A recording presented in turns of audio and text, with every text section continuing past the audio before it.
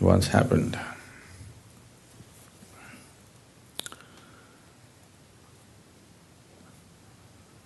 Gautama, the Buddha, you heard of him? Yes. Everybody heard of Gautama? So, Buddha is not his name is Gautama Siddhartha. He became a Buddha. So he is now the only Buddha in the world. There have been thousands of them and there still are. So Gautama was sitting in a large congregation of people one morning, an early morning, earlier than this, okay? A man arrived and stood there in the shadows. This man is a great devotee. He is a devotee of Rama. You heard of Rama? Not Rami, Rama. Rama is one of the most popular deities in India. If you do not already know this, in India we have 36 million gods and goddesses. It's a very rich country.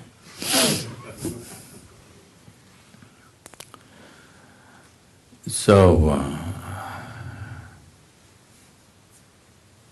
he is a great devotee of Rama.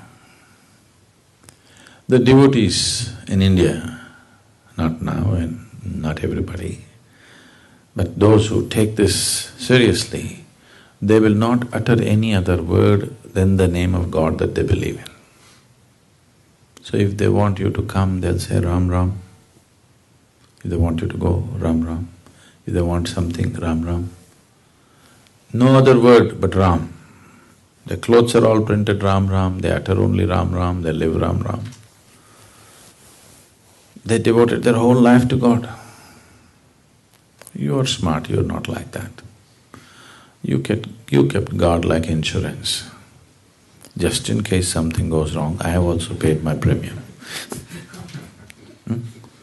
Everything that you need to do, you do it yourself. You kept God like insurance. You're smart. But this man invested his whole life in God, total. Age is passing away, little doubt has come. Are there people here who don't believe in God? Nobody? No leftists? No? Only one? Okay. What's your name? John. Only John? Nobody else? I have doubts.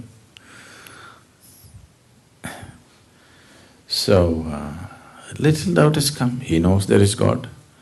Just a little doubt. Suppose there is no God. I'm wasting my whole life doing Ram, Ram, Ram. See, this doubt will come to you only if you invest your whole life. You invest just 10 minutes in a week, then you will not get this doubt, it's all right, what's the problem? You know? If you invest your life completely into God, then within 3 days doubt will come. Am I wasting my life just doing this? And there are other people who don't believe. See, look at this John, he doesn't believe. For him also sun comes up in the morning, for him also flowers blossom, from him also life happens. Looks like he's having a better time than me. It's a little doubt, he knows there is God, just a little doubt. Now there is an enlightened being here, he wants to confirm. But after being a well-known devotee for a long time, because he did not just go to the temple, he built many temples. At this stage in his life, how to ask whether there is God or not now? So he came early morning, stood in the shadows there and asked this inevitable question, is there God? Gautama looked at the man and gave a clear, emphatic no. Here this large congregation of disciples, this has always been a struggle in their mind, is there God or no God, is there God or no God? Oof, one big relief. Whenever they ask such a question to Gautama, he just becomes silent, he doesn't say anything. For the first time he gave a clear answer, no God. Joy spread across the congregation. Just the struggle, is there God or no God, is over. The enlightened one has declared there is no God. The message spread across the town. Through the day, celebrations happened because just imagine the freedom of it. No God means nobody sitting up there keeping accounts of what you did and what you did not do to punish you, burn you in hell or do this or that. Life is completely yours. So through the day, celebrations happened. Everybody is in great joy. The evening, once again the congregation is sitting, another man came. He also standing in the shadows. This man is a Charvaka. Charvaka means, in India, there are groups of people who are known as Charvakas. These Charvakas are out and out materialists. They don't believe anything other than what they can see. Probably this is the only culture that allows this. You will see actively missionaries of God going from village to village spreading their God message, and missionaries of no God going from village to village, arguing with people and proving to them how there is no God.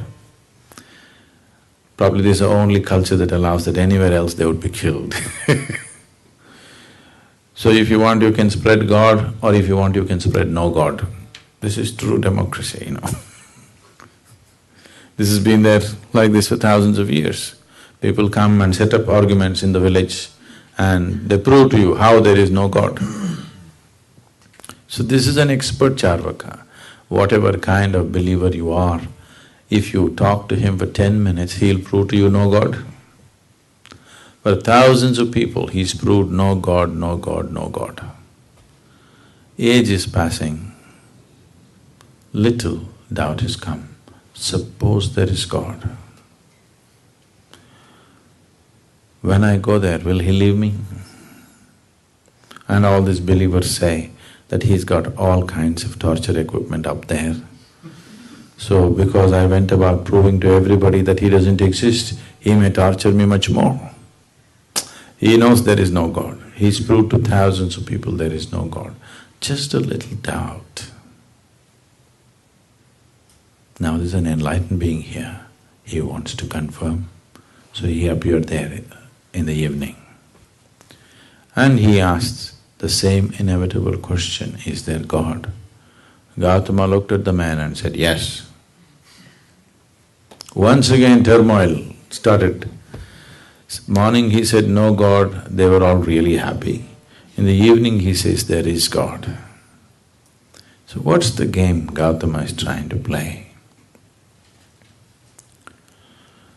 See, if you believe there is God, or if you believe there is no God, you're in the same boat.